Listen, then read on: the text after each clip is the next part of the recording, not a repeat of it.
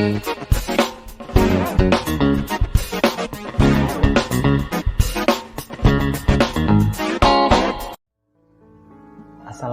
warahmatullahi wabarakatuh. Bagaimana kabar hari ini anak-anak? Sehat? Alhamdulillah.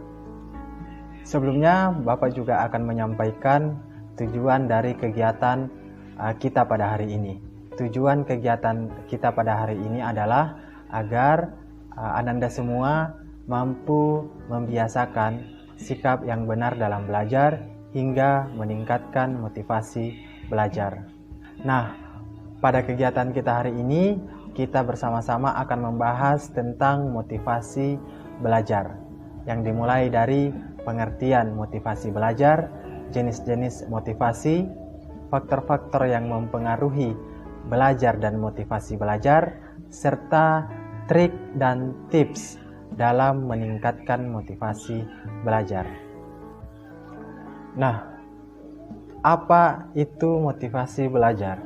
Motivasi belajar adalah keseluruhan daya penggerak dalam diri yang akan menimbulkan kegiatan belajar dan memberikan arah pada kegiatan belajar. Motivasi di sini adalah penggerak, yakni penggerak yang menimbulkan keinginan seperti keinginan untuk tahu, keinginan untuk sukses, keinginan untuk kreatif, keinginan untuk memperbaiki kegagalan, dan sebagainya. Kemudian, motivasi belajar itu merupakan penggerak yang akan menimbulkan kegiatan belajar.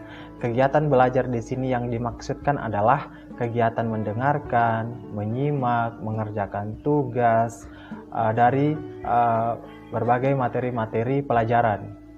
Selanjutnya, motivasi belajar itu akan memberikan arah pada kegiatan belajar. Maksudnya adalah mengarahkan pada pencapaian tujuan belajar, yaitu mengerti, memahami, dan terampil terhadap apa yang dipelajari. Selanjutnya adalah jenis-jenis motivasi. Jenis-jenis motivasi itu terbagi dua. Yang pertama adalah motivasi intrinsik dan yang kedua motivasi ekstrinsik. Motivasi intrinsik adalah motivasi yang terjadi karena dorongan dari dalam diri kita. Sebagai contoh adalah keinginan untuk berprestasi, keinginan untuk mendapatkan nilai yang tinggi. Sedangkan pada motivasi ekstrinsik adalah motivasi yang terjadi karena adanya dorongan dari luar diri kita. Sebagai contoh juga adalah suasana yang kondusif dan menyenangkan.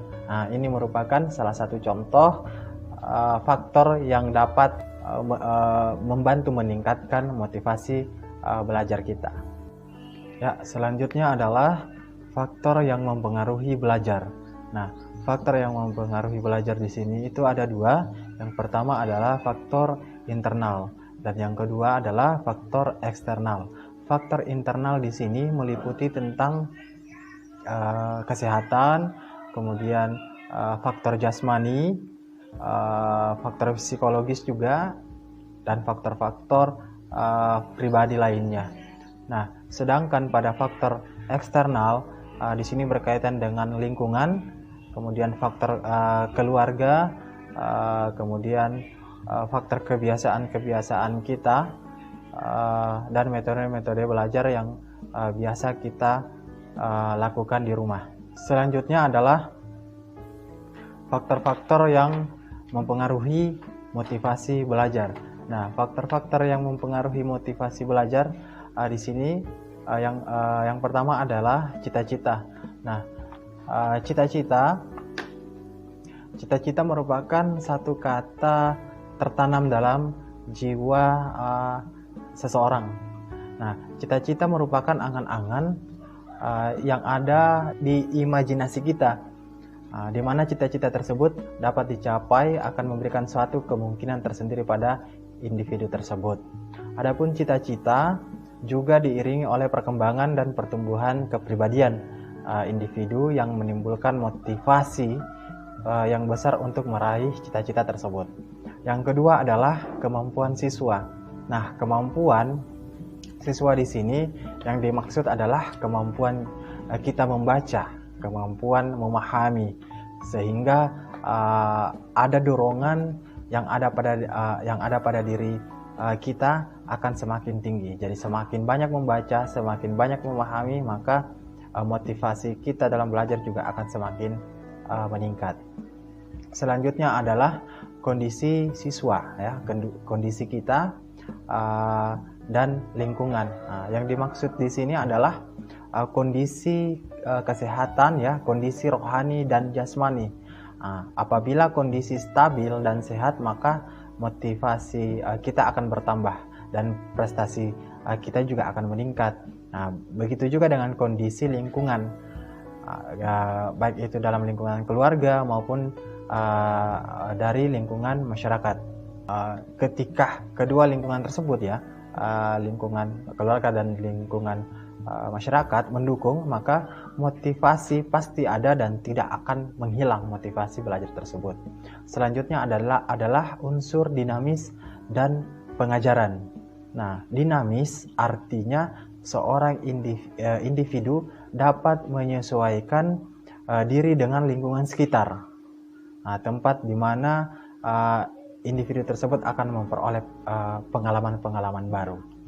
Nah, yang terakhir adalah upaya guru dalam pengajaran siswa. Nah, di sini guru adalah sosok yang dikagumi dan insan yang sangat mempunyai peranan penting dalam dunia pendidikan, dan seorang guru dituntut untuk profesional dan memiliki keterampilan tentunya dalam meningkatkan motivasi belajar siswa.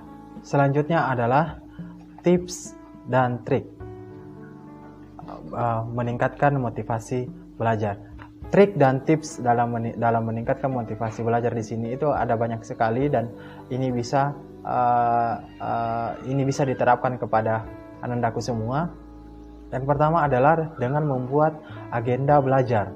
Nah, langkah pertama yang dilakukan untuk meningkatkan motivasi belajar adalah dengan membuat agenda belajar yang jelas. Agenda belajar akan membantu kita untuk mengatur waktu dan materi apa yang harus dipelajari.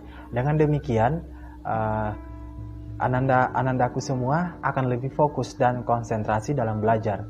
Cukup dengan membuat agenda belajar, maka belajar yang kamu lakukan akan menjadi lebih efektif dan efisien.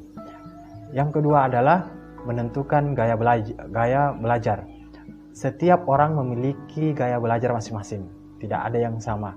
Setiap metode pembelajaran memiliki kelebihan dan kekurangan. Di sini tentunya anandaku semua diharapkan untuk menentukan apakah kamu termasuk seorang yang bertipe apa. Apakah kalian menyukai gambar-gambar, kalian menyukai audio saja, hanya mendengarkan. Nah, dengan mengetahui gaya belajar kalian, maka anandaku semua bisa menyesuaikan diri dengan materi-materi yang ingin dipelajari. Jadi tentukan tipe gaya belajar kamu.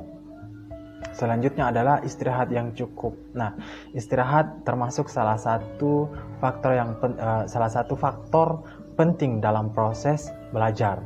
Nah, belajar terus-menerus tanpa memberikan waktu istirahat akan membuat otak dan tubuh menjadi lelah. Nah, ketika tubuh lelah, proses belajar tidak akan maksimal. Materi yang dipelajari juga tidak akan bisa terserap optimal dalam ingatan.